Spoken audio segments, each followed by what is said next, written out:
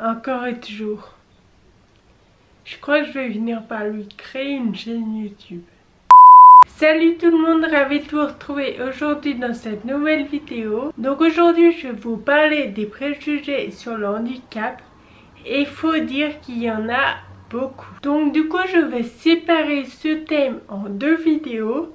Sinon ça fera une vidéo beaucoup trop longue comme la dernière vidéo que j'ai faite. Donc cette fois-ci j'ai prévu d'en faire deux parties. Donc la première partie elle sera donc aujourd'hui mercredi. Et la deuxième partie vous l'aurez dimanche. Donc pour aujourd'hui je vais commencer par vous parler de 5 préjugés. Le premier préjugé que j'ai noté et qui je trouve n'est pas complètement faux, c'est que les personnes handicapées n'aiment pas le mot handicapé. Donc pourquoi je dis que c'est pas totalement faux?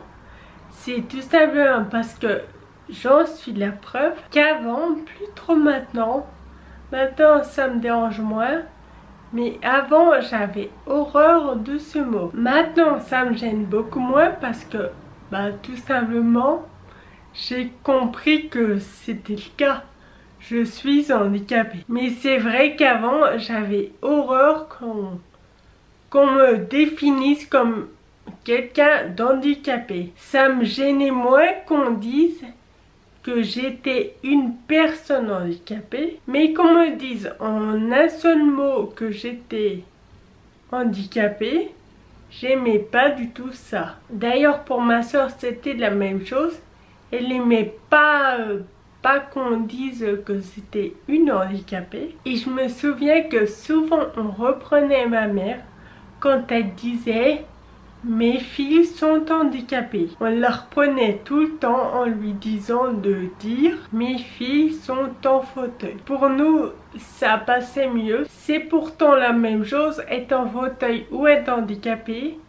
Mais dire que mes filles sont en fauteuil, ça passait mieux. Donc après, bien sûr, je vais parler en mon nom. Je donne mon point de vue, mais après, il y a tellement de personnes handicapées qui pensent peut-être différemment de moi, ou peut-être la même chose, je sais pas. Il y a des personnes pour qui le mot handicapé ne les a jamais dérangées. Il y a des personnes qui n'aimaient pas ce mot, qui n'aiment toujours pas ce mot et qui ne l'aimeront peut-être jamais. Donc deuxième préjugé, c'est que l'on n'aime pas parler de notre handicap. Donc moi dans mon cas, j'ai pas le souvenir que parler de mon handicap un jour ça m'est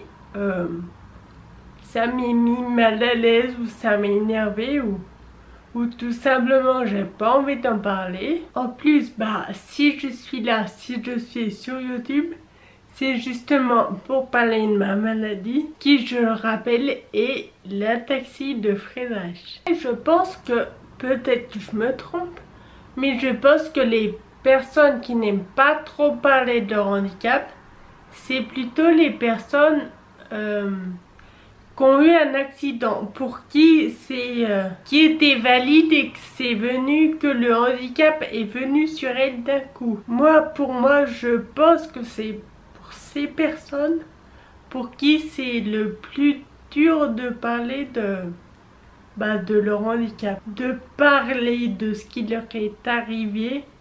Je pense que pour elles c'est le plus compliqué, parce que pour moi au fait la maladie elle est progressive, c'est petit à petit.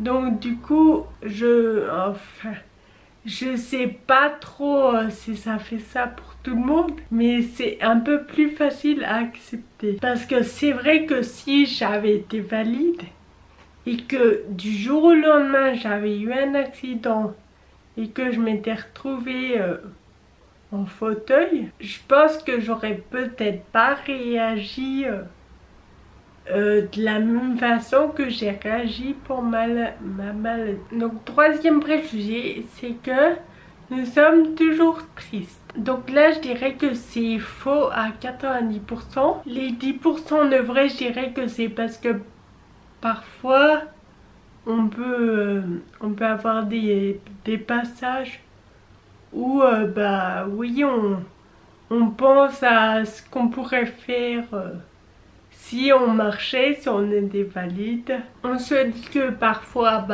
pourquoi nous? Quoi, nous on est malade et pas quelqu'un d'autre? Et ça, forcément, des fois, ça nous rend triste. Des fois, on imagine notre vie, enfin, on essaie d'imaginer notre vie sans le handicap.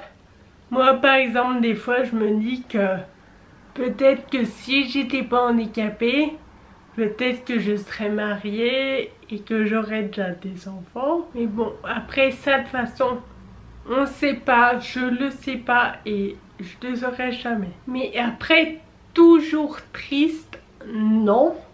C'est vrai que des fois, évidemment, on peut avoir des baisses de morale, mais de là à dire tout le temps, pas du tout. Même une personne valide peut avoir une baisse de morale aussi. Donc la tristesse n'est pas réservée aux personnes handicapées. Enfin, tout être humain peut être triste. Donc le quatrième préjugé, c'est qu'on se plaint toujours. Donc je trouve qu'il se rattache un peu au préjugé précédent, comme quoi on est toujours triste. Donc là pareil, je dirais oui et non. Une personne handicapée se plaint, mais comme une personne qui n'est pas handicapée. J'aurais même tendance à dire qu'une personne handicapée se plaint moins qu'une personne valide. Parce que je trouve qu'une personne valide, des fois, elle se plaint un peu trop pour des petites broutilles. Par exemple, quand une personne qui marche et qui dit oh j'ai mal aux pieds, j'en ai marre d'être debout, tout ça. Juste, j'ai envie de dire de quoi tu te plains. Dans 2 secondes, tu pourras t'asseoir. Donc juste arrête de te plaindre. Par contre, à l'inverse, une personne en fauteuil, si un jour elle dit j'ai mal au cul, j'ai mal aux fesses, pardon, j'ai mal aux fesses, je crois que je vais avoir un escarre. Et elle n'a pas le choix, elle n'a pas le choix d'encaisser.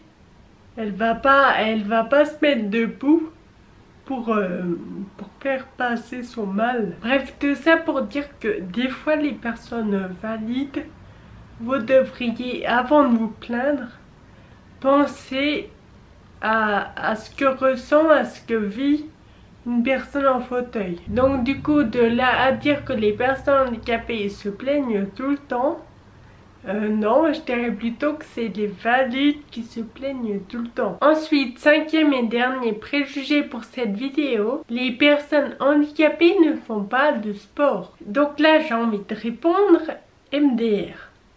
C'est complètement faux. Moi, par exemple, je fais de la muscu en salle. Ma soeur fait de la muscu avec un coach à domicile. Je connais plein d'autres personnes de ma maladie ou non qui font de la muscu aussi. Après je parle de muscu, mais il y a évidemment beaucoup de sports. C'est possible de faire du foot fauteuil, du basket fauteuil. Je connais même pas tout, mais enfin pratiquement tous les sports sont adaptés. Sinon c'est sûr que...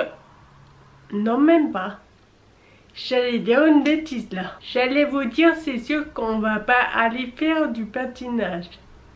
Mais même ça c'est faux parce que j'ai vu que il y a des adaptations pour qu'une personne en fauteuil aille sur la glace. Donc même ça c'est faux. Enfin, pour dire que tous les sports, vraiment tous les sports sont accessibles aux personnes handicapées.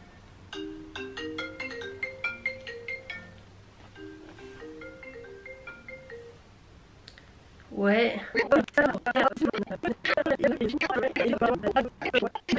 Bon alors, du coup mon téléphone a sonné. C'était ma mère et je sais plus où j'en étais. Je sais plus tout ce que je disais, mais bon, en gros, je crois que j'avais un peu fini. En gros, je disais que les personnes handicapées peuvent très bien faire du sport. La preuve, j'en suis la preuve, ça fait Ça fait 5-6 ans que je fais de la muscu. D'ailleurs, aujourd'hui, le jour où je sors la vidéo, normalement les salles de sport sont réouvertes. Donc voilà, j'ai terminé pour cette partie de vidéo. Je vous dis donc à dimanche prochain pour la deuxième partie. D'ici là, prenez bien soin de vous et gros bisous.